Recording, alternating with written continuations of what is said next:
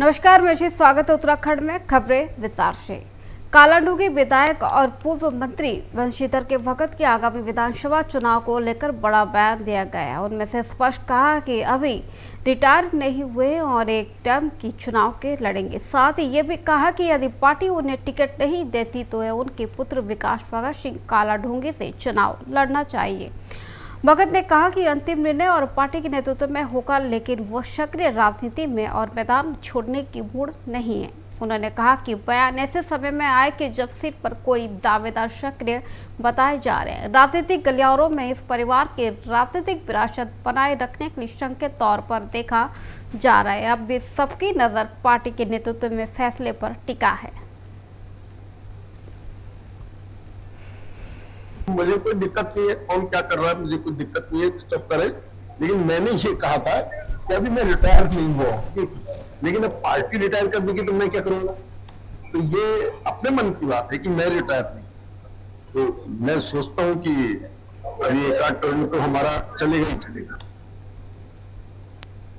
गदरपुर पहुंचे बीजेपी के प्रदेश अध्यक्ष महेंद्र भट्ट ने गदरपुर के बीजेपी विधायक अरविंद पांडे से मुलाकात की। सूत्रों के मुताबिक बीते दिनों की अरविंद पांडे के संगठन नाराज होने पर सरकार के खिलाफ बयान देने की चर्चा आई थी। ऐसे में प्रदेश के अध्यक्ष का ये दौरा सियासी हलकों में कई बयान निकल ले रहा है। मुलाकात के बाद अरविंद पांडे ने कहा कि 2027 विधानसभा चुनाव में देखते हुए सभी को मिलकर चुनाव लड़ना है। वहीं महेंद्र भट्ट ने भी एकजुटता से जोर देते हुए कहा कि चुनाव में ज्यादा से समय नहीं बचा है और संगठन मजबूती के साथ आगे बढ़ना। अब देखना होगा कि इस बैठक में बात गदरपुर सियासत में चल रही चर्चाओं में विराम लगता है या नहीं।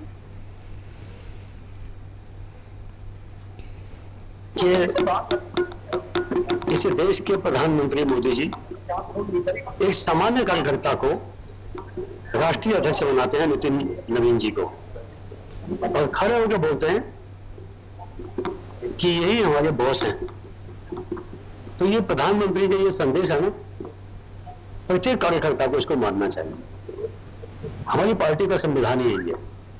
महेंद्र भट्ट जी एक बहुत छोटे कार्यकर्ता हैं और उनको पार्टी ने प्रदेश अध्यक्ष बनाया, राज्यसभा सांसद बनाया। तो महेंद्र भट्ट जी इतने बड़े पद पे पहुंचने के बाद भी उनको अपना अतीत याद आता है। देहरादून में प्रारंभिक शिक्षा निदेश के साथ हुई मारपीट की घटना के बाद अब राज्य सरकार की सख्त रूप अपनाया गया। उत्तराखंड की सरकार शासक के कार्यालय में सुरक्षा सुनिश्चित करने के लिए मानक संचालक प्रक्रिया एसओपी में जारी कर दी है। एसओपी के उद्देश्य सरकारी दफ्तरों में अधिकारियों की कर्मचारियों की सुरक्षा के कार्य वातावरण प्रदान करना। नई व्यवस्थाओं के तहत अब सभी सरकारी कार्यालय में प्रवेश पूरी तरह नियंत्रित रहेगा। कर्मचारियों के लिए पहचान पत्र धारण करना अनिवार्य किया गया है। बिना आईडी कार्ड किसी भी और परिसर में प्रवेश अनुमति नहीं होगी। अधिकारियों को मिलने के लिए पूर्व अनुमति और अपॉइंटमेंट की जरूरी होगा, जबकि समय की अधिकतम और व्यक्ति को दी जाएगी। अधिकारी कक्षा के प्रवेश दिए जाएगी। सरकार की मानना है कि इस नियमों को भीड़भाड़ से अनावश्यक दबाव और आक्रामक सी घटनाओं को रोकने लगेगी तथा सेवक के निर्णय होकर अपने ही दायित्वों को निर्वाह कर सकेंगे।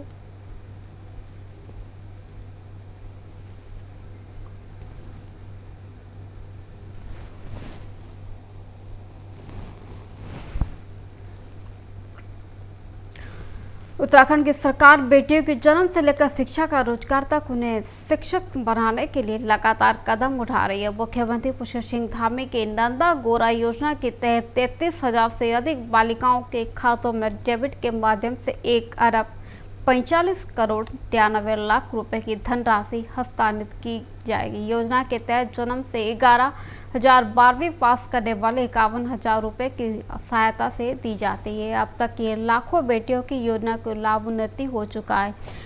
मुख्यमंत्री ने कहा कि सरकार बालिका शिक्षा महिला सशक्तिकरण के लिए प्रतिबद्धता। सरकारी नौकरियों की महिला को 30% आरक्षण भी दिए जा रहे हैं। इस मौके पर विभागीय मंत्री रेखा आर्या की लाभार्थी बालिकाओं के शुभकामनाएं दी। सीएम ने कहा कि सरकार की उद्देश्य लोगों की समानता बढ़ाना देना, बेटियों की आत्मनिर्भर बनाने लगी है। मेरा नाम ऋषिका जोशी है। मैं उत्तरांचल यूनिवर्सिटी से बीएससी फॉरेंसिक साइंस कर रही हूँ। और सर नंदा गौरा योजना की वजह से ही मैं आज फॉरेंसिक साइंस कर पा रही हूँ, क्योंकि इसकी फीस मेरे पेरेंट्स अफोर्ड नहीं कर पा रहे थे। तो इस योजना के माध्यम से जो धनराशि मुझे प्राप्त हुई है, उसी की वजह से आज मैं ये कोर्स कर पा रही हूँ और आगे चल के आत्मनिर्भर बन सकती हूँ। मैं डीएवी कॉलेज की छात्रा हूँ, मैं वहाँ से बीएससी कर रही हूँ। मुझे इस योजना से काफ़ी लाभ मिला है, जिससे मैं अपनी आगे की शिक्षा पूरी कर पा रही हूँ। मेरे पेरेंट्स की मतलब इतनी एफर्ट नहीं कर पा रहे थे कि जिससे वो मेरी फ़ीस पे कर सकें। राजधानी देहरादून के अस्पताल में भर्ती मरीजों की संख्या को देखते हुए अस्पताल प्रशासन ने नई व्यवस्था लागू की है। अब हर फ्लोर में रजिस्ट्रेशन और बिलिंग की सुविधा शुरू दी गई है, जिसमें से मरीजों को लंबी लाइन की राहत मिलेगी। अस्पताल में प्रतिदिन लगभग 2500 से 3000 मरीज उपचार के लिए पहुंच सकेंगे, जिससे चलते पहले ग्राउंड में फ्लोर में काफ़ी भीड़ रहती है और नई व्यवस्था के तहत मरीजों को किसी भी मंजिल में अपना चर्चा भरवा सकेंगे। खास तौर पर गायनी और मेडिटेशन विभाग के भी रजिस्ट्रेशन में मिलेगी। काउंटर शुरू किए गए, साथ ही आयुष्मान योजना के तहत और भर्ती प्रक्रिया की सरल बनाए जाएंगे। अब तक के सुबह 9 बजे से दोपहर 3 बजे तक आयुष्मान के काउंटर तक एडमिशन सुविधा उपलब्ध रहेगी। दूध में देखिए हर रोज़ हमारे 2,500 से 3,000 मरीज हमारे हर रोज़ आते हैं। तो अगर आपने पहले कभी विजिट करा होगा तो आप देखोगे कि नीचे बड़ा मेला सा लगता था, कि क्योंकि हमारा सारा रजिस्ट्रेशन और बिलिंग हमारी जो है ग्राउंड फ्लोर पर ही थी। लेकिन आज अगर आप आ जाए होंगे तो आपने देखा कहीं भीड़ नहीं आपको नज़र आई होगी, कि अब हमने रजिस्ट्रेशन जो है हर फ्लोर पर कर दिया है। तो और कहीं का भी जो ओपीडी की स्लिप है वो किसी भी फ्लोर से आप बना सकते हैं। जैसे फर्स्ट फ्लोर से आप मेडिसिन की भी बना सकते हैं, सर्जरी की भी बना सकते हैं। और ख़ास तौर पे फर्स्ट फ्लोर पे जो है हमारा गायनी और डर्मा चलता है, जहाँ पे हमारी काफ़ी भीड़ रहती है। तो फर्स्ट फ्लोर पे जो है हम लोग जो है हमें एक बिलिंग की सुविधा भी दी है।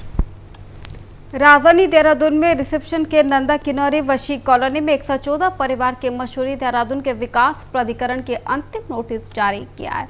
नोटिस के परिवारों से कहा गया कि वो नगर निगम के द्वारा बनाए गए हाउसिंग फ्लैट्स के शीघ्र शिफ्ट किए जाएंगे, अन्यथा कार्रवाई की जाएगी। एमडीए उपाध्यक्ष बशीधर तिवारी ने बताया कि ये क्षेत्र बाढ़ प्रभावित की बारिश के दौरान जनहीन और खतरे में बन रहता है। उन्होंने कहा कि लाभार्थियों के आवास और आवंटित किए जा चुके हैं, जो कोई भी नोटिस भी दिए गए हैं। अब ये अंतिम नोटिस जारी सुरक्षित के स्थान पर संतारण की अपील की गई है। प्राधिकरण का कहना है कि ये खाली होने के बाद ही इस क्षेत्र में ग्रीन एरिया के रूप विकसित किए जाएंगे और भविष्य के अतिक्रमण को रोकने के प्रयास भी किए जाएंगे।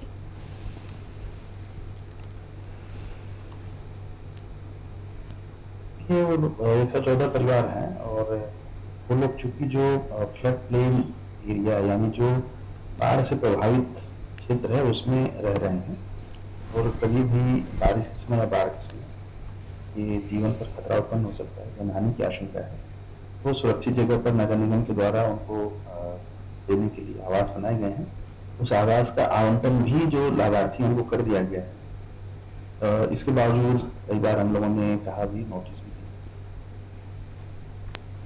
उत्तराखंड के पूर्व मुख्यमंत्री हरीश रावत के प्रदेश में मलिन बस्तियों में रह रहे लोगों की मालिकाना हक देने जाने की मांग को लेकर देहरादून के गांधी पार्क में 1 घंटे तक मौन व्रत रखा। उन्होंने कहा कि कांग्रेस सरकार समय में मलिन बस्तियों से हक का कोई फैसला लिया गया तो, लेकिन वर्तमान सरकार उन्होंने आगे नहीं बढ़ाया। रावत ने आरोप लगाया कि सरकार इन बस्तियों के उजाड़ने के प्रयास कर रही है, जो गलत। उन्होंने कहा कि उधम सिंह नगर, नैनीताल, हरिद्वार, देहरादून समेत इन जिलों में 1000 परिवार बसते रह रहे हैं, जो उन्होंने मालिकाना अधिकार मिलना चाहिए। उस दौरान इंडिया गठबंधन की नीतियों के शासक धरना भी दे गए। सरकार की जल्द से ठोस निर्णय लेने मांग की है। मैं रखूंगा 1 घंटे का मौन व्रत, बाकी लोग जो है धरने पर हैं।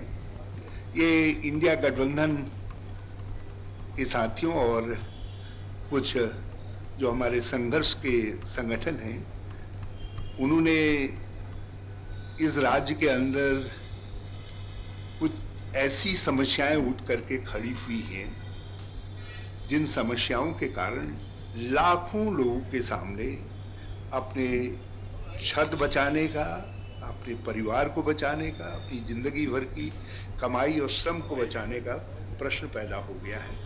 और उसका समाधान केवल राज्य के हाथ में है, सरकार के हाथ में है। समय समय पर कुछ सरकारों ने, जिनमें हमारी सरकार भी है, कुछ निर्णय लिए थे, लेकिन अब वो निर्णय आगे नहीं बढ़ रहे हैं लोगों के सामने।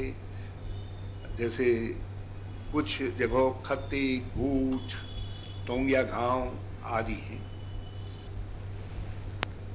राजधानी देहरादून के प्रांतीय औद्योगिक व्यापार मंडल प्रतिनिधि मंडल के वरिष्ठ पुलिस अधीक्षक प्रेरक मंत्र की डोभाल की मुलाकात और के दौरान व्यापारियों की सहारा बढ़ती और ट्रैफिक की समस्या बाजार क्षेत्रों में लगने से जाम बढ़ते अपराध को लेकर चिंता जताई। व्यापारियों के कहना कि मुख्य बाजार के जाम के कारण कारोबार प्रभावित हो रहा है, साथ चोरी असामाजिक तत्वों गतिविधियों पर अभावी और अंकुश लगाने के लिए भी की गई है। प्रतिनिधि मंडल के बाजार क्षेत्र में पुलिस की मशद बढ़ाने की, यातायात व्यवस्था सुधार, सीसीटीवी निगरानी मजबूत करने की अपील भी की। सीएससी की आवश्यकता और ट्रैफिक और प्रबंधन की कानून व्यवस्था को लेकर पुलिस की लगातार कार्रवाई कर रही है और जल्द भी अतिरिक्त इंतजाम भी किए जाएंगे।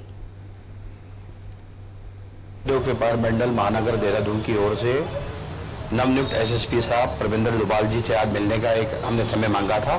सभी व्यापारी चाहता था कि देहरादून की जो समस्याएं है उससे अवगत उनको जानकारी लाई जाए।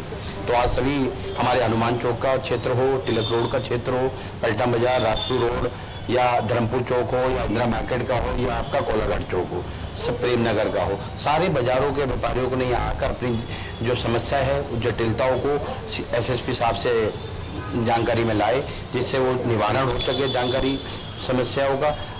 प्रांतीय उद्योग व्यापार मंडल के प्रतिनिधि आज यहाँ मुझे मिले थे। उनके द्वारा जो महत्वपूर्ण जगह जैसे पलटन बाजार, इसके आसपास मोती बाजार, इनके आसपास के जो एरिए हैं, इंदिरा नगर वगैरह में जो ट्रैफिक से जो समस्याएं आती हैं ट्रैफिक के कारण और क्राउड कंट्रोल के कारण, उनके संबंध में मुझे अवगत कराया था। लालकुआं फायर सीजन को देखते हुए तराई केंद्रीय वन प्रभाव के रुद्रपुर डिवीजन की टांडा रेंज की अलर्ट मोड पर कम वर्षा के कारण इस वर्ष भी वनाग्नि की आशंका देखते हुए वन विभाग ने पहले से व्यापक तैयारी कर ली है।